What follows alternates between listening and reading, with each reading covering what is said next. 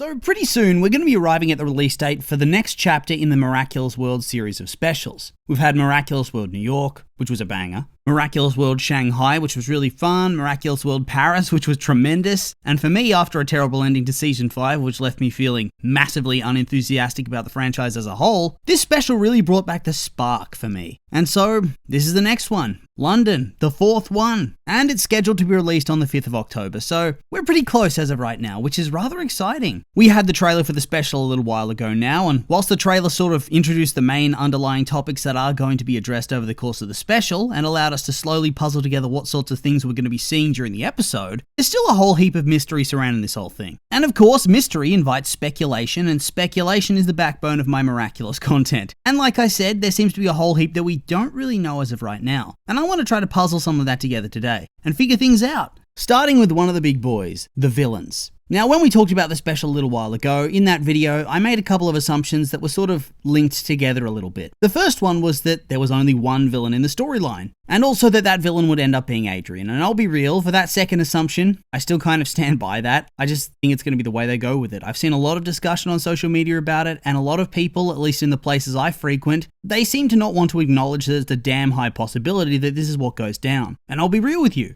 It does seem like they're coping a little bit with that sort of thinking. They're approaching the concept of such a storyline through the lens of, well, that would be bad writing. It would be bad for his character overall / be an unsatisfying storyline for us to watch. But I feel like that sort of thinking is somewhat delusional, especially when you consider the track record of the writers. I mean, look at how they handled the storyline of the finale of Season 5. The finale to the whole Agrest arc. Adrian was crying on his own, not involved in any battles or drama or anything of the sort. So him getting the temporary villain treatment to justify past and future writing choices, it feels like it does fit in the wheelhouse of what they've done before. And I think it's complete denial to try to suggest otherwise. I'm not saying that it's a great or revolutionary idea or anything like that. I'm not saying I like it. There's every chance this is a terrible idea that once again craps all over Adrian and his character, and continues to diminish his overall importance to the story being told. And I think that would be a shame, not gonna lie. So I'm not advocating for anything. I just think it seems to be a massively foregone conclusion. But yes, what did surprise me was there's apparently more than one villain in the episode, and that caught me off guard because I assumed it would be a solo villain. But sure enough, I took another look through the trailer, and there seems to be 2 different villain designs there. And so I thought, well, I have to do a bit of digging here to explore this, because yes, it changes things.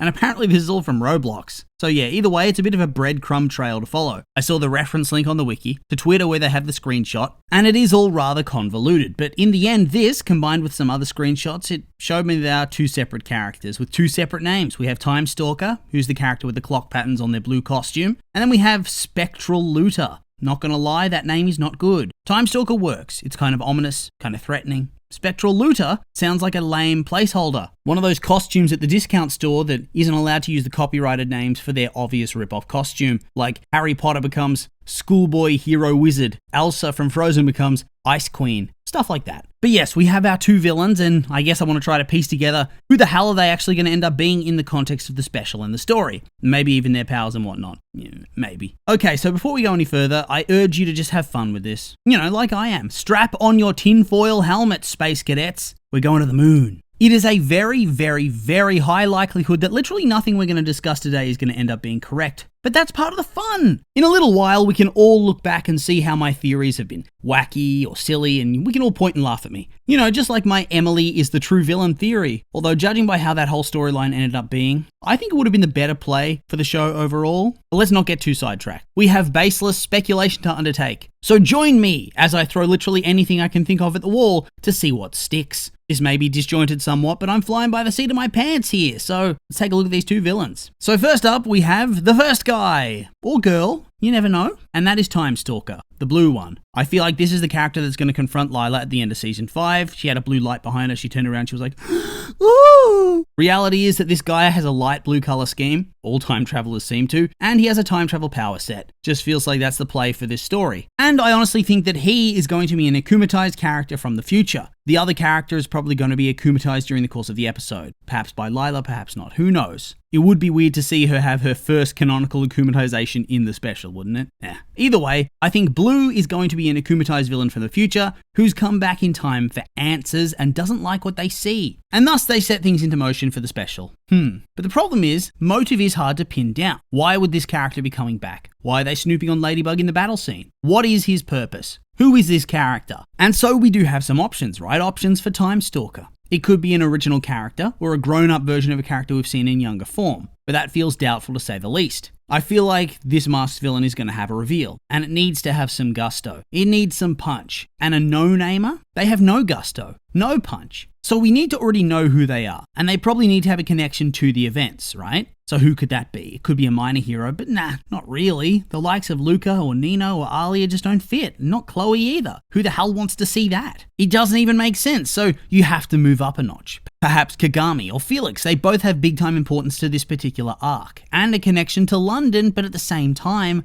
I just don't see their character motive. I don't see them doing this. Why would one of them be akumatized and want to make a wish? And why would they need to go and spy on the fight in the aftermath? Because the character being there makes me feel like they needed confirmation of something, maybe an identity. But the thing is that Felix and Kagami already know who Hawkmoth was. They have the identities of both Gabe and Marinette, so that's why I feel like from a narrative POV, Blue has to be Adrian, right? He has to be Time Stalker. Who else could it be? Unless you want to pull out a character that is completely original, with no stakes and no connection, but then why would they go back to that specific point? You know what I mean? Doesn't make sense. I'm not saying villain Adrian is the most compelling idea ever, but I'm struggling to figure out a character for it to be without it feeling forced or not interesting. I feel like it does have to be Adrian, but that does leave the other character. Right, Spectral Looter. Miraculous is in shambles that My Hero Academia took the great name of Phantom Thief. But from what we've seen, it does seem to be this character who busts into Marinette's room and steals the Miraculous, and therefore, you'd assume that they're going to be the one who makes the wish. But at the same time, they don't seem to be fighting in the trailer, at least in my memory. Most of the battles shown were the Yellow Suit Ladybug versus Time Stalker, I think. Correct me if I'm wrong, but that's how I'm remembering it. So is Spectral Looter just there for the wish? Do they give the Miraculous to the blue guy and then just leave? And who are they anyway? I have two major thoughts, as once again, I feel like it needs to be a decently sizable character for this to matter much. Every other special has had a big name villain. The first two were mostly just Gabe. Then we had Evil, AU, Ladybug, and Cat Noir. So even for the second character, you gotta have somebody of note, because otherwise who the hell cares? Why would they help steal the Miraculouses and get the wish? So I had two major schools of thought on this one. For starters, I guess it could be Lila, and not even be an akumatized villain. It could just be her first identity in costume. Hell, maybe she pulls a Gabe and akumatizes herself. We do see the character in her lair, and it seems likely that Time Stalker found her at the end of Season 5, but it also kind of goes against her character. The reality is that she is a user, and if she got her hands on the Miraculouses, she'd use them for herself. Whereas if Time Stalker is Adrian, as I think he is, well, he wouldn't get the wish he wants, which I assume would be to restore his parents to life. Also, even when akumatized, I just don't see him ever willingly working with Lila at all, unless it's one of those things where he's using her and he's planning to discard her, like Safari was doing to Gabe in Season 5. So anyway, let's whip out even more tinfoil, please. Apply it liberally to your head once again. Because I kind of think we are going to get some Into the Adrian-verse shenanigans. Adrianception. I have a weird feeling that both of these characters are going to end up being Adrian from different points in the timeline or different time streams or whatever. I mean, maybe it's just genuinely the same Adrian, does a costume change because his dad was a fashionista and it just makes sense to him, or maybe it's two separate Adrian Agrests from different points. Yeah, my brain is starting to melt out my ears, I tell you what. And you might be thinking, oh, well, this just makes Adrian seem even more of a loser. Yes, it does. But I legitimately think that the idea of having two villains, both of whom are Adrian and Grest, just to go out of the way to prove beyond a shadow of a doubt why Adrian can never learn any of the big story secrets, is very much in line with the way that Astric writes this show. I mean, you can doubt me, that's fine, but in your heart, you know it's true. Dude lives for the drama. He thrives off the drama. And if he doesn't write it like this, where Adrian in the future finds out the truth about his dad and is thus akumatized, he gets time travel powers so he can try to save his dad, he goes back to the mansion fight, he sees the aftermath, and he sees that Ladybug is Marinette, and the Marinette was lying to him. And perhaps he sees that Lila snatches away the butterfly Miraculous. After all, she's in the mansion at that time too. Maybe this gives him the chance to sneak up on Lila and take her Miraculous, or for some maximum Lila hate, maybe he tricks her, tells her they can work together, and they leave clues for present Adrian to discover the truth, such as that book that unveils Marinette's true identity and makes him vulnerable to being akumatized, and then maybe the two Adrians can betray Lila, steal her Miraculous so she can't interfere. Then present Adrian can use his powers to sneak into Marinette's room to steal her Miraculous, because I assume with a name like Spectral Looter that his powers are like sneaky ones. And then he steals the other Miraculous rings just to make sure she has no powers to fight back against him. He uses the wish maybe to try to restore his family. But obviously every wish has a cost. And so I think the restoration of his parents would in turn require them to have never used the peacock to begin with. So that means Adrian gets wiped out, as in the Spectral Looter version of Adrian. Because I don't think we really see much of him in the trailers fighting, but we do see Time Stalker quite a bit fighting, Chronobug, is that it? Yellow suit. And so, as the timelines begin to collapse, Bunnix notices that, so she saves Marinette before it collapses, and I assume that Time Stalker also escapes into the time waste to prevent himself getting erased. Then they all fight because he's trying to hold them off long enough for the timelines to collapse, and the good ending to fully take hold, leaving his family alive and I guess him dead.